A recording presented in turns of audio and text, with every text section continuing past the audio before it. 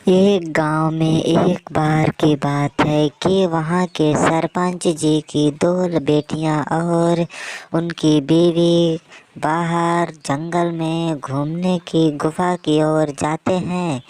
तभी उन्होंने जंगल में कुछ ऐसा नज़ारा देखा जिससे उनके रोंगटे खड़े हो गए कि वे कहते थे कि यहाँ पर तो मुझे कोई ज़्यादा से ज़्यादा तंग कर रहा है। तो वह कभी गिरने भी लगते थे और उठने भी लगते थे। इतना कहने पर वे कहते थे यहाँ पर कोई ना कोई चीज़ का साया ज़रूर है।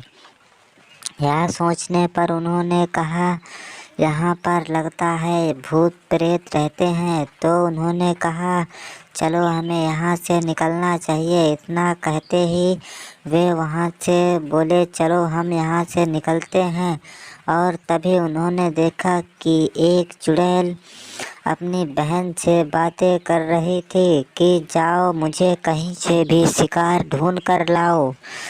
तो वह कहती है ठीक है मैं अभी जाती हूँ और कहीं से ना शिकार ढूंढ कर लाती हूँ। तो वह चली जाती है और इतना कहने पर वह जाती है और कहती है क्या तुम शिकार लेकर आई हो।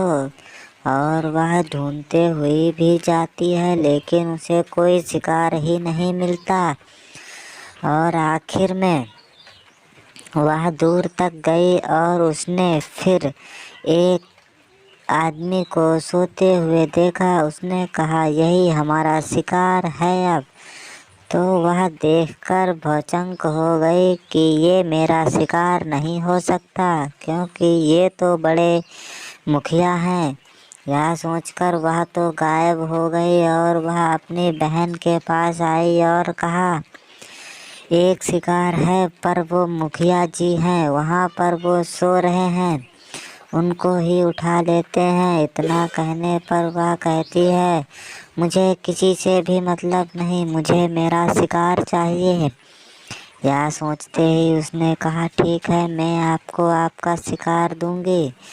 तो वह दोनों वहाँ से चली जाती हैं और जाते ही जाते रास्ते में उन्होंने मुखिया जी के पास पहुंचने का प्रबंध बनाया और वे रास्ते में जाने लगती हैं और मुखिया जी के पास पहुंच गईं। तभी उन्होंने कहा मुखिया जी को उठा लो और वे कहती हैं चलो ठीक है मुखिया जी को ही हम उठा लेते हैं। इतना कहने पर मुखिया जी को वहाँ से उठा लिया और उन्हें ले जाने लगी। मुखिया जी क्या कर पाते, उनके आगे तो कोई चारा भी नहीं था क्योंकि वो तो सोए हुए थे।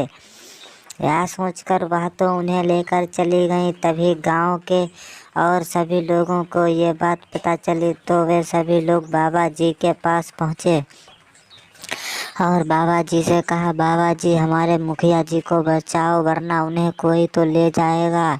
इतना कहने पर बाबा जी ने कहा ठीक है मैं कुछ उपाय करता हूँ ताकि आप लोग भी हमारे साथ रहें। बाबा जी ने कहा मैं मंत्रों का जाप करता हूँ, जिस तरह मैं करूँ उस तरह आप भी करना। और ऐसी तरह उन्होंने एक ऐसा प्रैक्टिस बनाया कि वे खुद में खुद अपने आप गिर ही रहे थे क्योंकि वो इतना पावरफुल ही चुड़ैल था।